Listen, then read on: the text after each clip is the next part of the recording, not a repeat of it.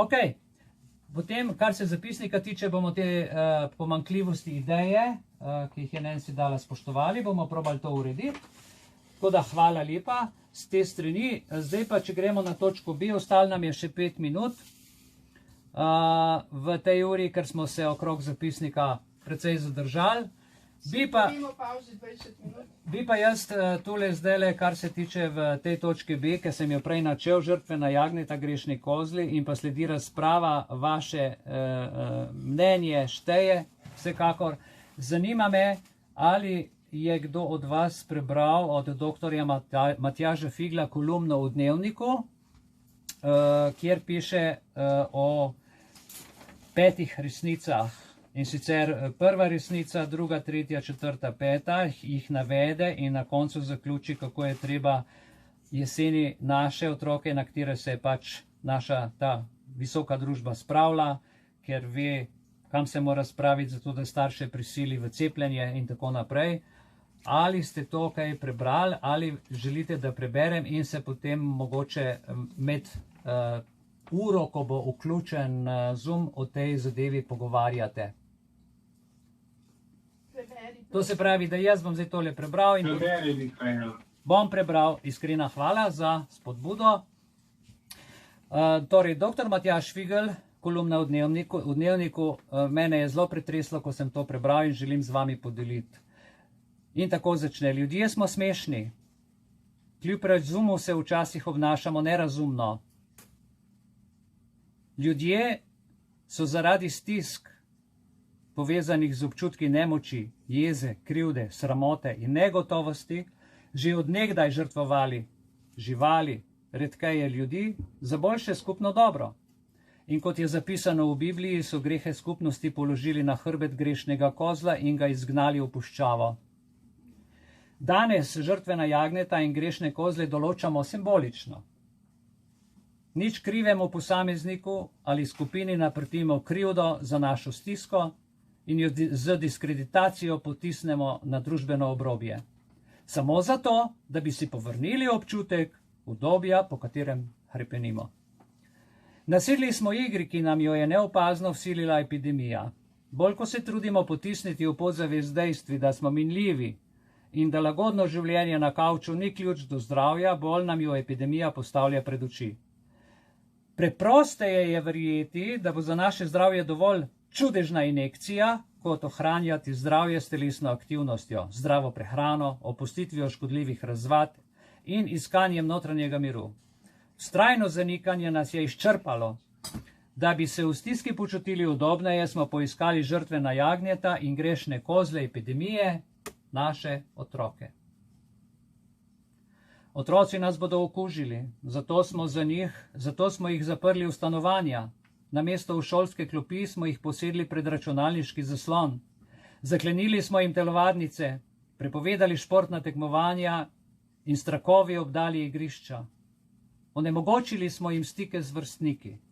Ko smo jim po enem letu vendarle dovolili šole, smo jim čez usta in nos nataknili masko in jih zaprli v razrede.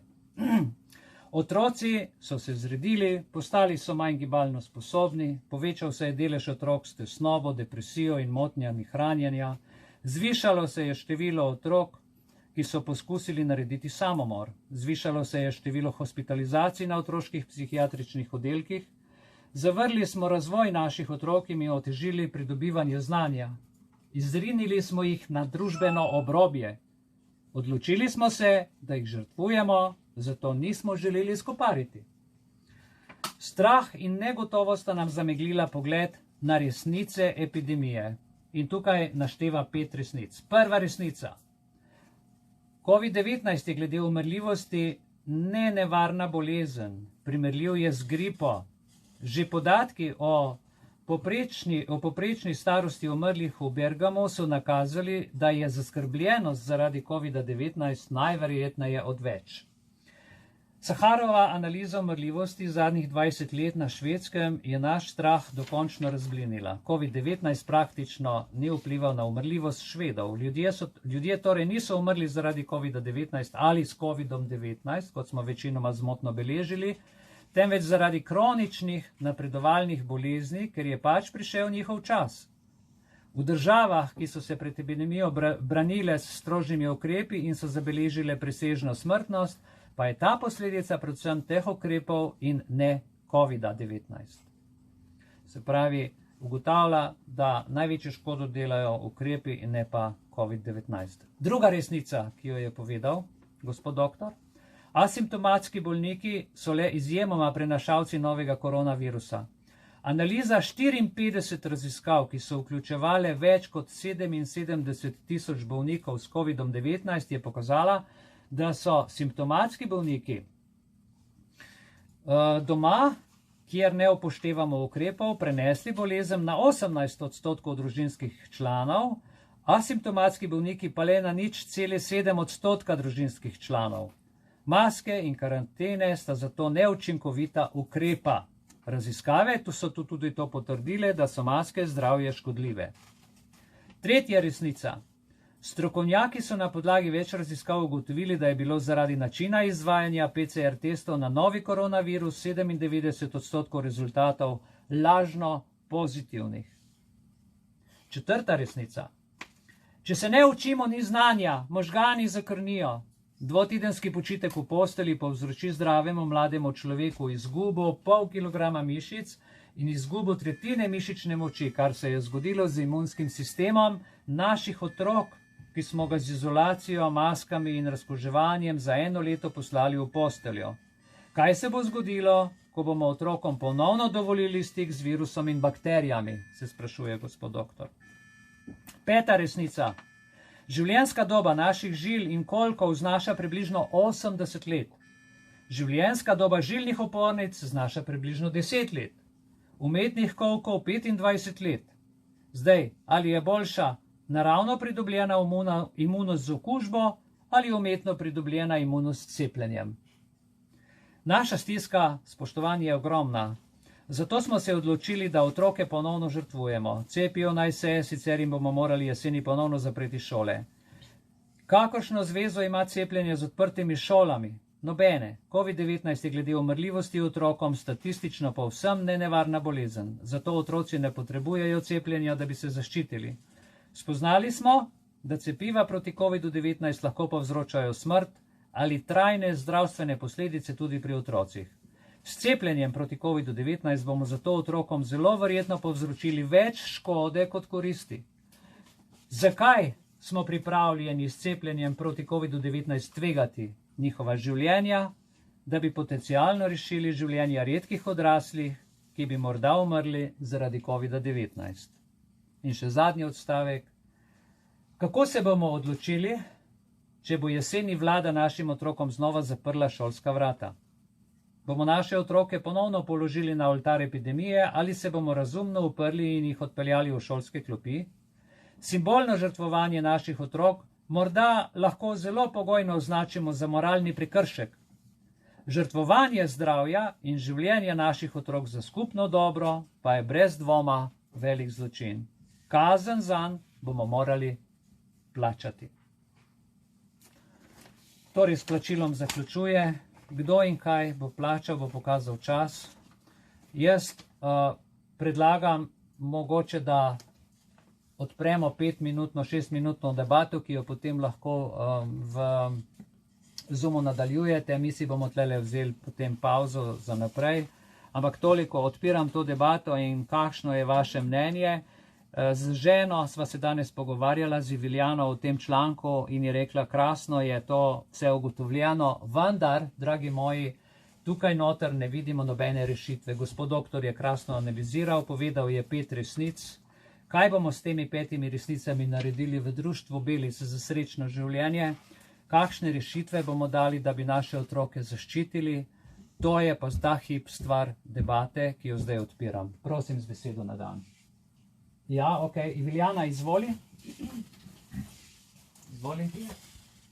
Nancy, se pripravi. Že nekaj dni čutim, da se moramo združiti in 100% zahtevati konec cepiv. Več kot dovolj je dokazal, da cepiva škodujejo, ubijajo in ne koristijo. naša vlada, ki je izdala ogromno odlokov, ne izda takoj, včeraj, odlok, da se vsa cepiva ukinejo. Zakaj? Ker je dokazano, znanstveno, notri je grafenov oksid, ki je zelo, zelo škodljiv. Vsi dobro vemo, da kadar v trgovini poteče rok kruhu, klobasam, trgovina more izločiti to hrano. Tudi dobro vemo, če je ugotovljeno, da je v kakšni hrani kakšna škodljiva snov, kakšen strup, morajo izločiti iz prodaje, ne glede, da je še rok veljaven. Celo pokličajo vse kupce, da naj vrnejo nazaj pokvarjeno robo in jim vrnejo denar. Tukaj je pa znanstveno ugotovljeno, dokazano, da ta cepiva vsebujejo strup, grafenov oksid, ki je zelo strupen. Tudi uran je v teh cepivih.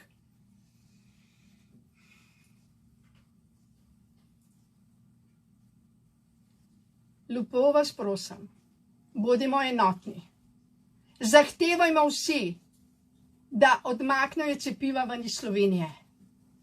Od naših otrok, od naših staršev, od vseh ljudi, ki jih imamo radi, in tudi od tistih, ki mogoče nimamo jih najbolj radi, ampak so naši bratje in sestre, naši sosedje. Vsi v Sloveniji zaslužimo življenje, ne laži, ne prevare. Slišala sem, da je v Sloveniji najmanj 500 ljudi umrlo zaradi posledic cepiv. Koliko je v resnici poškodovanih, mi ne vemo, ker to prikrivajo.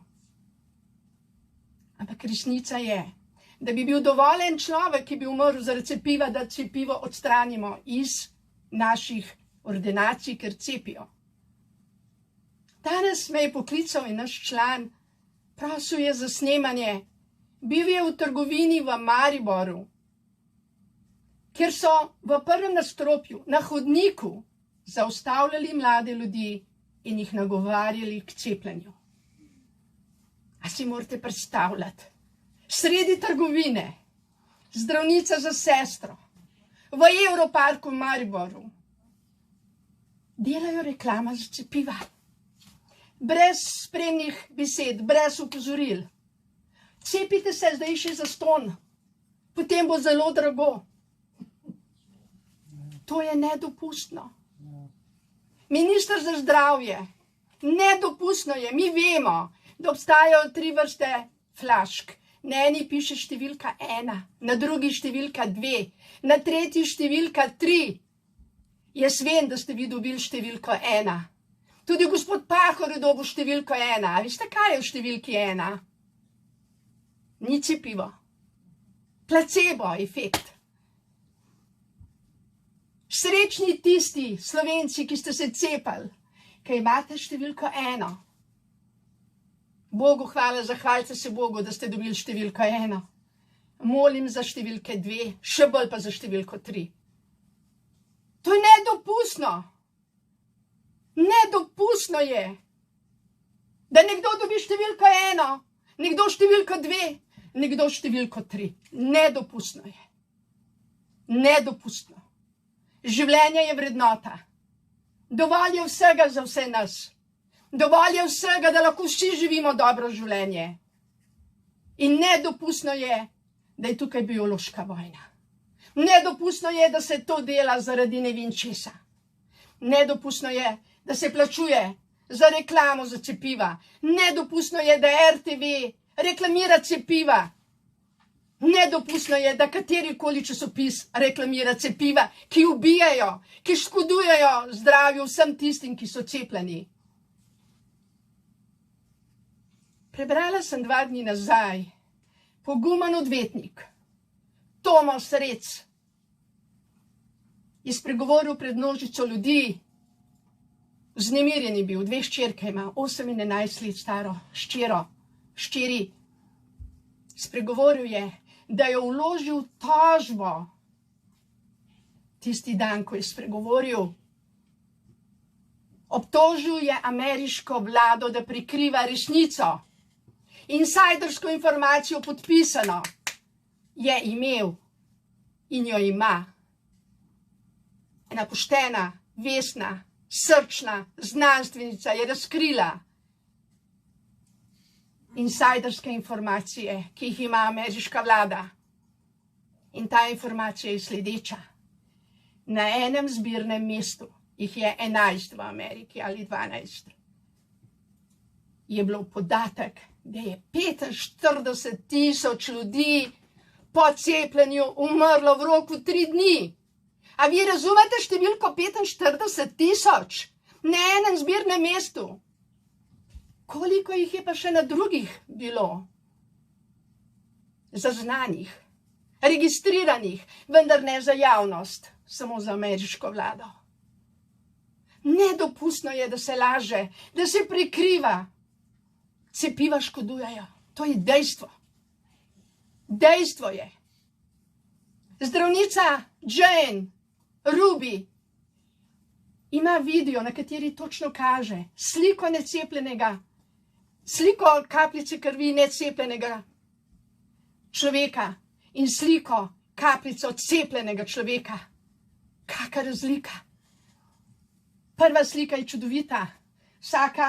Vsak eritrocit je na svojem mestu.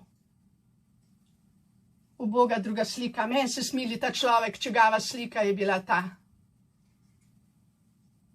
Zlepljene, poškodovane celice, eritrociti, zlimani, poškodovani, zmaličeni.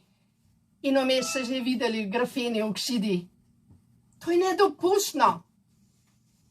Če iz trgovin morajo trgovci odstraniti pokvarjeno hrano, mi moramo vsi enotno reči, odstranimo vsa cepiva iz Slovenije včeraj.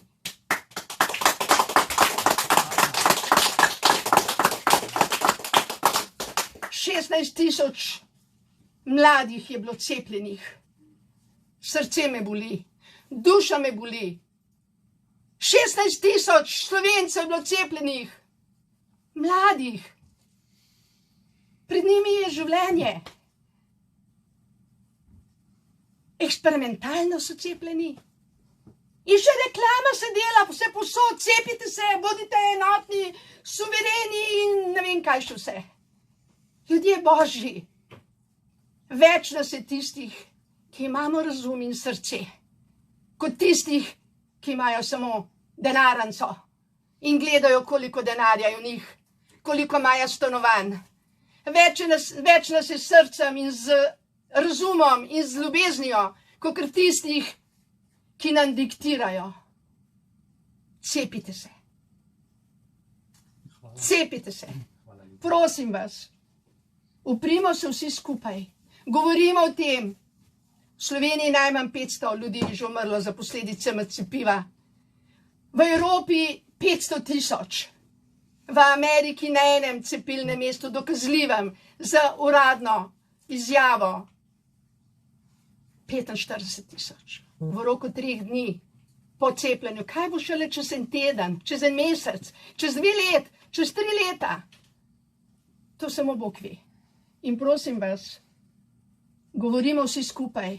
Konec cepljenja, stekleničke ven iz Slovenije, v ogenj.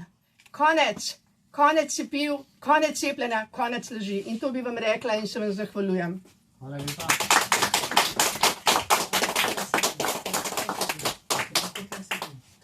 Slabo se sliši, ker so ljudi tam pa slabo slišijo. Izvoli, Nancy prosi za besedo, bo povedala par stvari, izvoli. Evo, lele, da se vidiš tukaj. Kam gledam? Lele, Ja. izvoli. Rada bi povedala to, da je naša naloga tudi ozaveščanje. Mi dobro vemo, da je cepljenje prostovoljno. Mi moramo poudariti ljudem, ki jih poznamo, reči, ker je v eksperimentalni fazi, vas nihče ne more prisiliti, da se greste cepiti. To je mednarodna konvencija, svetovna, po kateri nimajo pravice vas prisiliti v cepljenje, niti v vojnem stanju, niti v izrednih razmerah. Če mi ljudem to povemo, da se imajo pravico uprt, bodo osvobojeni. Pritiskajo na vse načine, da bi rekli, da se morajo, da pogojujejo s PCT-jem. Enostavno se ni treba udeleževati tega in že marsikateri športnik, glasbenik in gostinci že ignorirajo to zadevo, zato ker to ni zakonito. Zelo pomemben je moment zdajle. Kot veste, je Državni zbor razpravljal o zakonu o nalezljivih boleznih in ga je sprejel. Na osnovi knjige Koronska kriza je Državni svet dal veto na zakon o nalezljivih boleznih. Koronska kriza pod drobnogledom empirične znanosti je nastala kot zbornik naših 8 doktorjev znanosti in še drugih strokovnjakov, ki so v slovenščini zbrali vse dokazna gradiva, ki obstajajo po celem svetu. Na osnovi tega je potem Državni zbor spet obravnaval zakon o nalezljivih boleznih in je za 78 glasovi proti bil zavrnjen zakon o nalezljivih boleznih. Ker je Ustavno sodišče naložilo Državnemu zboru, da uskladi zakon o nalezljivih boleznih z zahtevami, ko je dal Ustavno sodišče, se 3. avgusta izteka 60-dnevni rok, kar pomeni, da zakon o nalezljivih boleznih ni usklajen, da v njem piše, da se vlada z odloki in tako naprej. To pomeni, da zakon o nalezljivih boleznih 4. avgusta več ne velja. In tukaj je pravna podlaga, da se vsi od prvega do zadnjega upremo nošenju mask in pa testiranju, ker je to nezakonito. In zdaj je na tem, da mi to javno ne moramo povedati.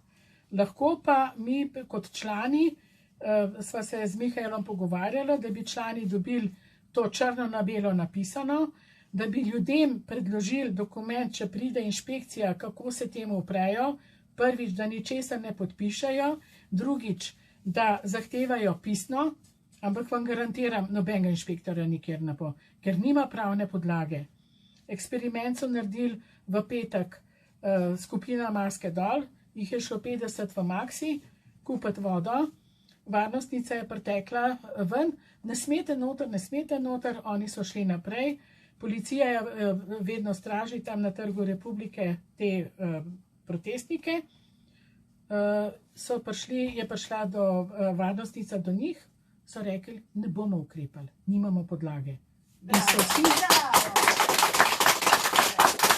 In to je izredno pomembno, sami tega ne moramo javno povedati kot takole med nami. Zato pravim, da je društvo Belize izrednega pomena, biser v tem trenutku, da mi dobimo te dokumente in gremo, zato sem rekla po občinah, da se reče, ta gre k županu, ta gre k ravnatelju, ta gre tja, ker mi moramo ljudem povedati, da to ne velja, da ni zakonito. EMA ima vse podatke o neželenih učinkih. Tudi skupina teh strokovnjakov je naredila računalniški program, kamor se bodo vsi prijavljali, ki imajo neželene učinke. Skratka, zavedajmo se, da je nezakonito, da zakon o nalezljivih boleznih ne velja, odločamo se prostovoljno za cepljenje, moramo tudi sami podpisati, želijo pa, da se sami odločite in pogojujejo s PCT-jem. Temu se je treba odprti. Od 4. avgusta naprej ni pravne podlage za kakršnokoli nasilje in izvajanje česarkoli nad nami. Cepljenje je pa stvar vsakega posameznika, ki se sam odloči. In če priporočimo to gradivo, ki je tukaj napisano, da se ljudje sami izobrazijo, mi se moramo izobraževati. Mi moramo vedeti, kaj je v cepivu in se zaščititi, ampak bolj podrobno o cepljenju kot takem bomo še govorili načelno o tem, da je vse nezakonito in da od 4. avgusta niste dolžni ničesar upoštevati.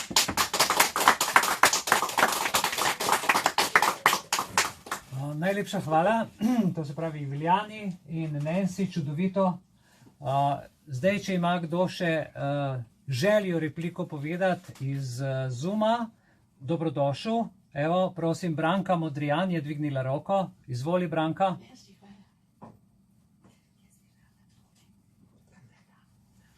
Branka, sem videl rokico. Želiš povedati? Vključi mikrofon, morda govoriš, pa se ne sliši.